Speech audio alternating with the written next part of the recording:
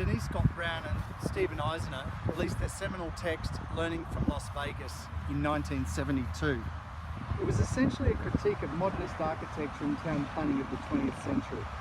The book was an attempt to explain the urban landscape which was dominated by chaotic symbols of consumerist society.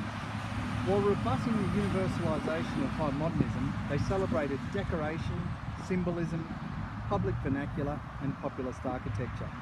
Their urban study of the quasi-ersatz capital of the world, Las Vegas, is one of the top 10 architectural classic texts of the 20th century, along with works by Le Corbusier, Gropius, Mumford, Rossi, Jacobs and Koolhaas.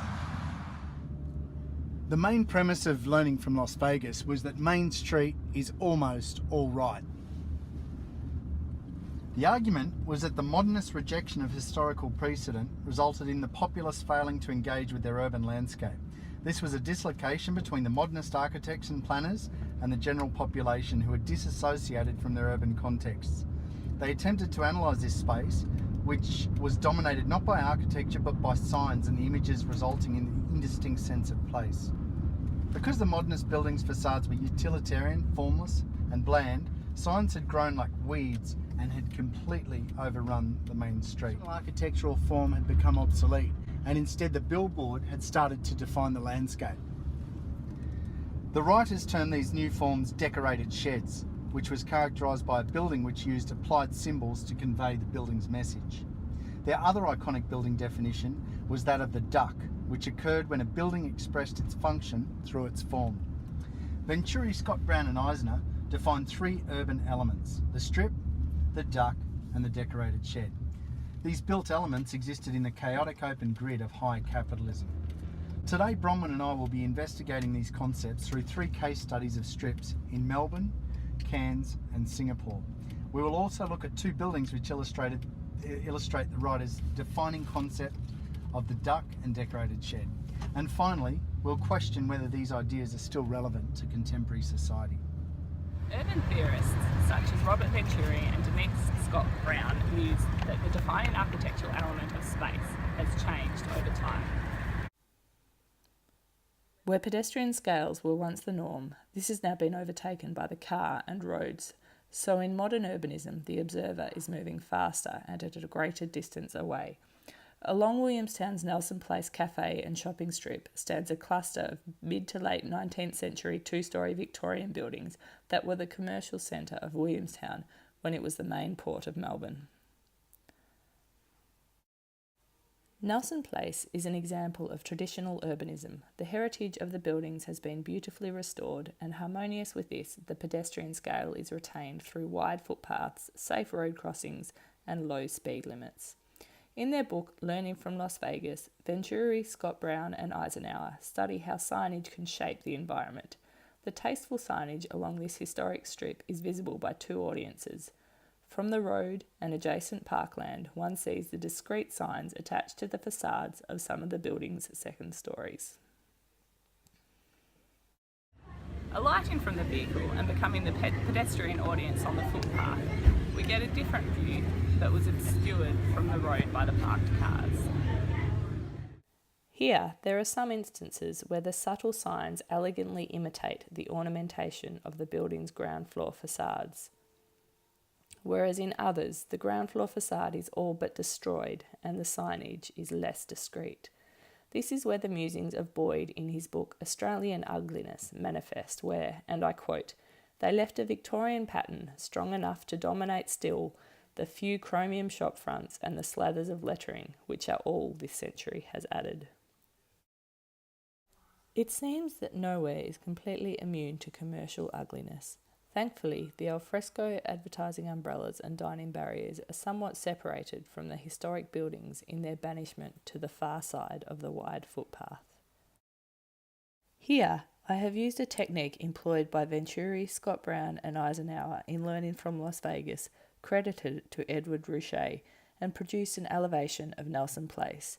This strip is an example of how signs can shape the environment by their subtlety. The local planning officer's appreciation of the historical significance of the precinct is evident in the retention of the building's character and charm. even to the level of commercial decoration. This focus on heritage allows the whole strip to flourish at a pedestrian scale. Here we are in suburban Cairns, but we could be anywhere in Australia or the US for that matter. Venturi, Scott Brown and Eisner argue that Main Street is almost all right. I would disagree. In fact, the biggest weakness they brought to their analysis, in my opinion, is that they weren't judgmental about the blight of Main Street.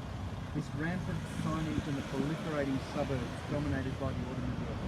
In reviewing Running from Las Vegas, I want to be slightly more passionate and judgmental about this dysfunctional landscape, which wholly rejects nature and its ecosystems, which is in essence essential for human habitation. This autoscape is the visual metaphor of Australian suburbs into the 21st century.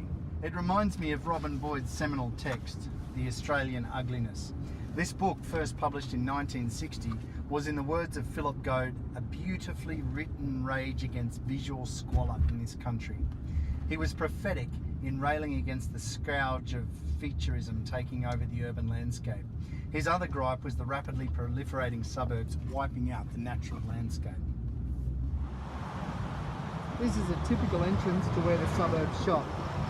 These generic concrete supercentres. These non-places composed of highways and intersections are the core of the suburban landscape of Australia. It is the visual language of a schizophrenic, chaotic collage which features the ubiquitous brands of contemporary Australia.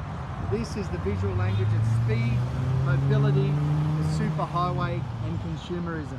A dystopian space of the autoscape where the car overwhelms areas of human habitation. Robin Boyd called these spaces the endless freeways that devour our greenery, which ignore historical, geographical and cultural context. Boyd said, as nature gets visually lovelier, man's habits grow visually viler. And this landscape was a case in point.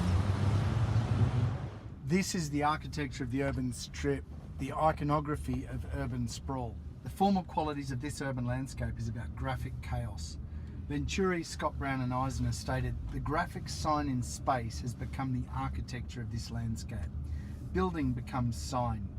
It aims to hit the consumers of the passing cars with a graphic sledgehammer. There is no wit, subtlety or nuance in this picture, just the chaotic collage of promotion and advertising. The 60s pop artists had a field day like Andy Warhol and Lichtenstein by capturing this zeitgeist beautifully in their artworks. In literature, Tom Wolfe called it the candy-coloured tangerine flake streamlined baby, or the vroom vroom landscape. They were, to quote Robin Boyd, the pop artists who celebrated the kinetic energy of mass culture. The environment here is about the cacophony of giant words screaming to gain the motorcar's attention. This contextual response is governed by four factors: space, scale, speed, and symbol. These factors are governed by the context of the highway. This is the native environment of consumerism. The sign is the architecture of the auto-scaled gridiron city. It is, in fact, the autoscape. Traditional notions of public space are replaced by the parking lot. There are two zones in this landscape, the auto zone and the hedonistic pleasure zone. Both are focused on the individual as consumer and neglects all notions of social and communal ideals. The context is the highway and the sign. Contrast this with someone like Jane Jacobs' idea of community being about social and cultural diversity, and building types celebrating this diversity with a combination of heritage and contemporary building typologies. This non-place that we see here is not about community, it is about spending money on capitalist objects. This is the landscape which Kenneth Frampton and the critical regionalists would call non-place, and one of the biggest downfalls of modernist town planning. Venturi, Scott Brown and Eisner mention this, and the central fault of modernism was that its total focus was on space and ignorance of place, as defined by a location's natural and cultural context. The modernist approach instead is about tabula rasa and results in this. Is the problem with the architecture and urban design, or is it with the onset of middle-class wealth after the Second World War and consumerist habits? Did these changing values redefine the landscape, or did the landscape redefine our values? Venturi, Brown and Eisenhower speak incessantly of the duck versus the decorated shed and how image, based on perception, leads to symbolic architecture. While they argue that modern architecture's ducks are dishonest and ignore history, I have found a quite literal duck that owes its form solely to its site history. Here in Williamstown, at the site of Gem Pier, an area etched in the maritime history of Victoria, where settlers arriving in Melbourne by sailing ship from Launceston landed in 1835, stands a building that takes the unmistakable form of an early 19th century sailing ship. It is the local council's visitor information centre, built in 1998, whose roof quite literally represents canvas sails supported by large metal masts. The walls are its timber hull and the building even has portholes. The construction of this duck used industrial techniques to ironically emulate the fine hand craftsmanship of the era it is replicating, a concept alluded to by Venturi in his article Complexity and Contradictions in Architecture. While the building itself is far from beautiful, you cannot disagree that it meets the intent to embrace the site's maritime history. It also nestles nicely into the backdrop of today, with the masts of countless yachts moored in the adjacent bay to the north, making it somewhat tastefully symbolic. However, if we reorientate ourselves to view towards the south and the beautifully restored buildings along Nelson Place that I discussed earlier, one sees a starkly different aspect. This view brings home Venturi, Brown and Eisenhower's argument that heroic and original ducks are complex and contradictory. The warm and fuzzy historic beauty on one side of the road is contradicted by the heroic originality of the duck on the other. Two of the most popular of Venturi, Scott Brown and Eisenhower's concepts was that of the decorated shed and the duck. Check out this building here behind me. It's a 1930s National Australia Bank built in regional Queensland. We have a heavy mass, neoclassical facade with Doric columns, a portico and strongly defined entablature. This building is inspired by the political ideals of ancient Greece and Rome, which uses its facade to suggest safety, permanence and security. Now let's walk around the side and let's have a look at the deception. As you can see, it is a simple portal frame vernacular Queensland building. A weatherboard shed with a tin roof on stumps. It is, in the words of Venturi, Scott Brown and Eisner, a decorated shed. This building uses its applied ornamental facade to convey meaning through architectural symbolism. It uses the safe political ideals of ancient Greece in a classical cliched example of the symbolic meaning of public building propaganda. This posturing or facadism doesn't just apply to architecture. Perhaps I'm doing the exact same thing with the clothes I'm wearing. These logos are the symbols that probably represent American cultural imperialism. Are these clothes actually the applied ornament of the suburban middle class man? A safe, secure, reliable concept of men or buildings. Singapore is a city that exemplifies total design. However, there is certainly not the banality to the city's megastructures that Venturi, Scott Brown and Eisenhower allude to when they discuss the deadness that results from too great a preoccupation with tastefulness and total design, and suggest that architects don't have fun with it. Contrary to their arguments of total design, many of the buildings in Singapore certainly do remind us of something else. Does this make them ducks? In his retrospective review of Learning from Las Vegas, Dale considered how buildings such as Singapore's Esplanade Theatres on the Bay, affectionately known as the Durian, reimagine monumental buildings as everyday items that are normally consumed by people. They transform the human architectural scale relationship into a distorted human-object relationship. And the striking and sighted, considerate form of this duck is far from alone in Singapore, particularly around the bay. In addition to all of Singapore's grand and remarkable ducks, the scatterings of gardens on bridges, along roads, anywhere there is space, including on the facades and rooftops of otherwise architecturally insignificant buildings, even inside the airport, are all part of the total design that give the city its identity and individuality and make it remarkable. These gardens also have a function. The energy-sapping heat and humidity is far less oppressive in the middle of a rainforest than in a concrete jungle. As well as being a garden city, Singapore has great transit-oriented design. It is essentially a pedestrian-oriented city employing largely traditional urban design in conjunction with a very well-designed, utilised and user-friendly mass rapid transit system. As a city-state with such a small available land area, Singapore is designed for expansion in the future, and this expansion keeps with the transit-oriented design philosophy of the city. The pedestrian-oriented nature of Singapore is also evident in the city's signage. On the taxi drive into the city from the airport, I was on the lookout for the highway automobile-focused signage. What struck me was that I did not see a single advertising billboard along the whole motorway. All I saw were trees, gardens, and regular directional signs. Even on arriving into the densely developed metropolis, very few signs were visible from the motorway. In stark contrast to this, there is the historic district of Little India, a very pedestrian-centric section of Singapore on which literally every square inch of shopfront is adorned with a chaotic collage of signs. Signs are definitely targeted at the pedestrian, reflecting the reality that Singapore is sustainably designed against, as opposed to for, the motor car. One of the conclusions, or the main conclusion that I draw from learning from Las Vegas is that they weren't judgmental enough. While their analytics were excellent, they didn't seem to provide any real viable solutions. Some of the examples they used in solutions were some of their own architecture.